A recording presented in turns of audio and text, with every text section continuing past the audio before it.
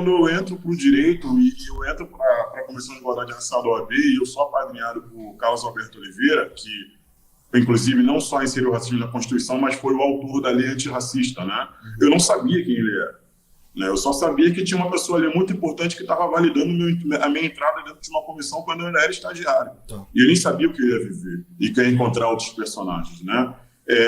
E quando eu entro nesse processo de militância, eu começo a ter contato com um cara chamado Abdias do Nascimento, né? Que eu percebo que há uma discussão muito forte sobre a atuação desse cara e tudo que ele deixou. E eu li um texto de Lélia Gonzalez, né?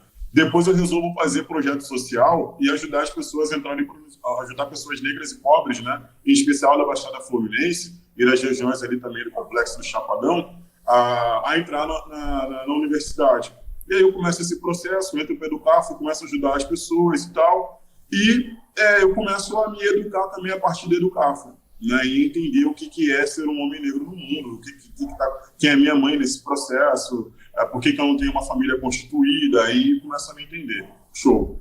E aí eu resolvo fazer projeto social porque eu entendo que também não há diversidade ou inclusão na OAB e nem para os concursos relacionados à advocacia, né? E que o direito é um campo de poder, porém não é democrático nem plural. Eu começo a perceber isso. E aí eu faço um projeto na Caixa de Assistência ao Advogado no estado do Rio de Janeiro, ajudando jovens negros e negras do direito a estudarem para concurso público para o exame de ordem. E aí a galera que eu vou conhecendo na rua, nos bailes charme e tal, me pergunta, mas não tem nada para a gente falar sobre a gente mesmo e tal, porque uma coisa muito doida, na Comissão de Igualdade Racial da OAB eu já estava aparecendo em entrevista falando sobre o que era racismo. E eu não estava entendendo ainda o que estava acontecendo, porque na comissão eu era o mais novo. Então, quando acontecer alguma coisa, as pessoas falavam, Bruno sabe falar sobre isso, manda ele. Aí eu ia. Eu aparecia na televisão e as pessoas voltavam para me perguntar, cara, o que você estava falando e tal, sobre ser negro e tal, não sei o quê.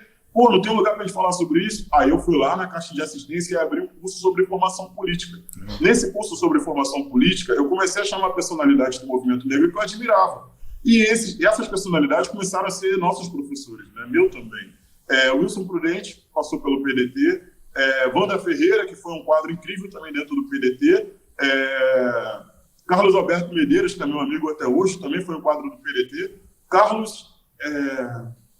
Jorge da Silva, que foi o cara que escreveu sobre racismo e violência na cidade do Rio de Janeiro, e 122 anos após a abolição, que foi o meu livro de cabeceira, que me formou como jurista, né? Que traz todo o compêndio da lei abolicionista e mostra a falta de vontade do Estado brasileiro em abolir a escravização, e mostra como o movimento negro, o movimento abolicionista e a pressão bélica da Inglaterra fizeram, de fato, acontecer em 1888 a abolição da escravidão. Sim. E me apresenta outros personagens no cenário.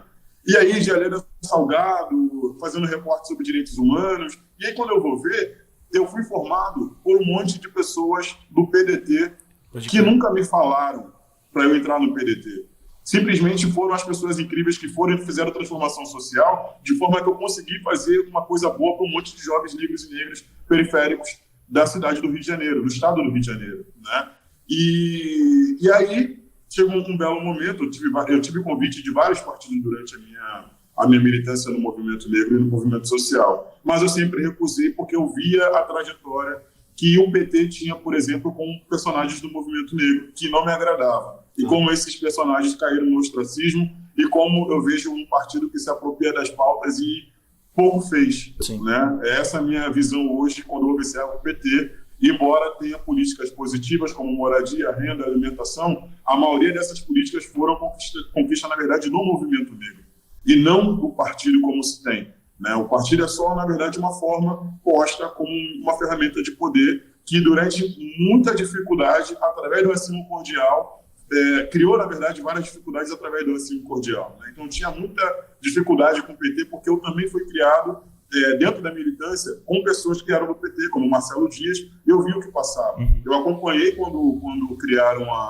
o Estatuto de Igualdade Racial, que é o único estatuto que a gente tem até hoje, que saiu, inclusive, totalmente desfacelado por conta dessa falta de compromisso partidário. Né? E o PDT rasga essa linha de falta de compromisso partidário, porque todos esses componentes que mudaram a história do Brasil são do PDT. Eles fundaram o PDT junto com o Brizola.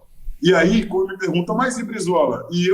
A primeira coisa que me vem na cabeça e eu estava esperando o momento de falar sobre isso, que eu não parei em lugar nenhum ainda, é exatamente aquela música de botar o dedo no ouvido e cantar lá, lá, lá, Brizola.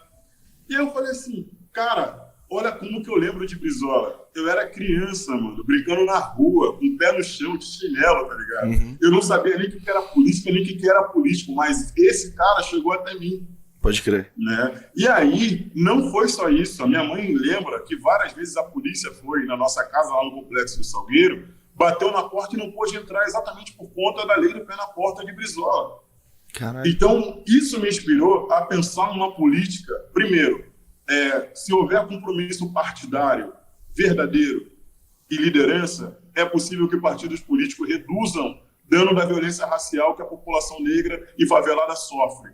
Essa é a primeira aula que eu tive. Segundo, pessoas negras qualificadas que possam compor espaços com pessoas brancas antirracistas com compromisso e realmente senso de transformação podem reduzir danos e melhorar a realidade da população negra e periférica no estado do Rio de Janeiro. Não esquece de deixar o like, um comentário para fortalecer a gente no engajamento, se inscreve no canal, ativa o sino e segue a gente lá nas redes sociais para acompanhar as novidades de sempre. Fechou? Tamo junto. Beijos na banguela.